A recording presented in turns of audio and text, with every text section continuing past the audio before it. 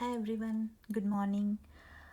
Uh, I actually mentioned about this poetry in one of my video, but I did not display the text over there. So, this is a poetry on marriage. ఇది పెళ్ళి మీద ఒక చిన్న కవిత అనమాట.